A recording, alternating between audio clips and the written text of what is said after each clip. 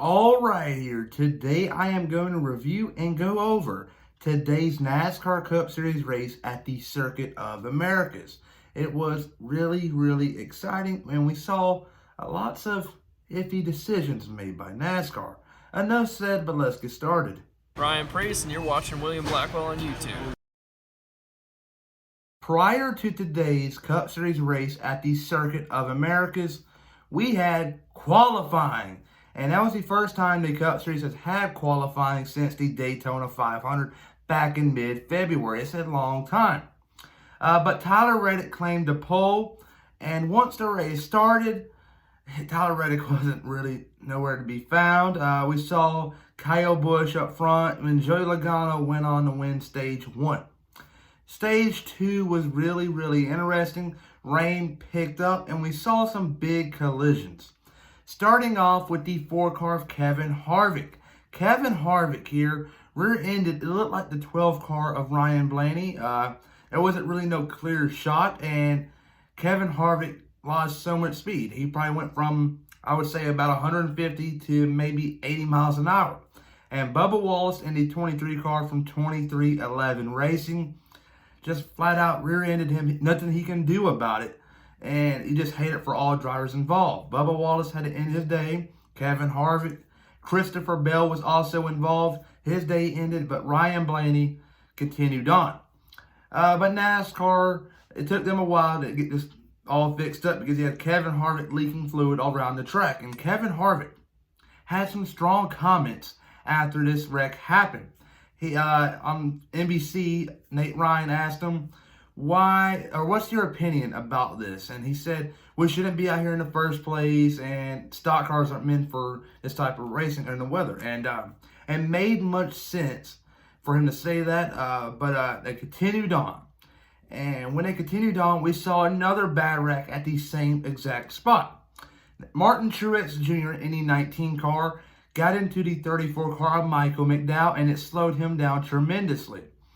And Cole Custer, who was coming at a full rate speed, he rear-ended him. And Truex, when he got rear-ended, his car nearly flipped over. I would say pretty much all 4 tires were up in the air at some point in time.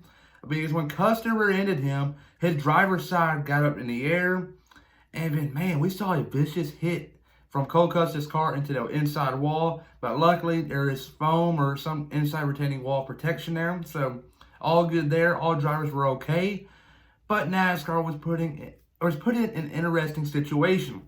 Did they continue on, or did they try to work on this back stretch? Because this back stretch is the fastest part of this track, and they can get up to 180 in the rain. So they decided to red flag the race and had we call it jet dryers come up to the back straightaway and blow some rain off to try to get rid of the standing water. They know for a fact they weren't going to get all the rain off, but they were just going to go and get all the standing water off, which was causing a lot of issues. Rooster tails were a big issue today, but that stopped after they did this to the back stretch.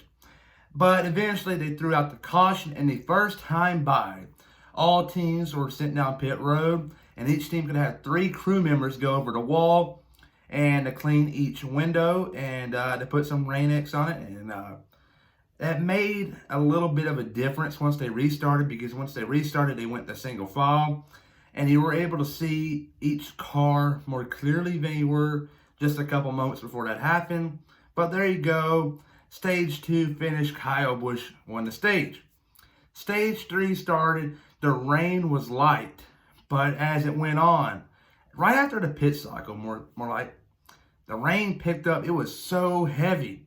And when Kurt Busch hydroplaned that one car into the sand trap, or the gravel trap, if you will, that's when NASCAR was left without a decision. They just got to throw this caution out. It's too much, and all these drivers are put at risk. And they brought the cars down pit road. A lot of people wasn't sure they're going to call it, but they brought the jet dryers back out again like they did earlier, hoping for them to make a big difference, but they did not. And NASCAR called today's Cup Series race at the Circuit of Americas, just short of the finish, 14 laps to be exact. And Chase Elliott wins today's Circuit of the Americas race in the Cup Series. This is a big win for him, because last week, you got to remember, Hendrick finished 1, 2, 3, 4. And this week, they finished 1, 2. And Chase Elliott is the fourth different driver from Hendrick Motorsports to win this season. You got to remember, William Byron won Homestead, Kyle Larson won Vegas, Alex Bowman won Richmond, and he also won Dover last week. And now you got Chase Elliott winning the Circuit of Americas. Now they're heading into Charlotte, a really good track for them in the past. They didn't make it 3 in a row. I don't know, time will tell. But I also got to give a shout out to a couple other drivers. Ross Chastain brought it home fourth, a good run for him in the Chip Ganassi team. AJ Allmendinger brought it home fifth for Colleague Racing, and Chase Briscoe, my driver, brought it home P6, a career best for him. I'm really excited for him and Johnny Klossmeyer. It's been a rough season, but they got things turned around here. I don't know. Coke 600 might be a good weekend for them. Maybe a top 10 finish again. Who knows? Time will tell. Everybody, though, remember to please like and subscribe and go check out JB Racing News, Righteous Redneck, and Winning Bets on YouTube. They got some great content, so go check out. So, peace.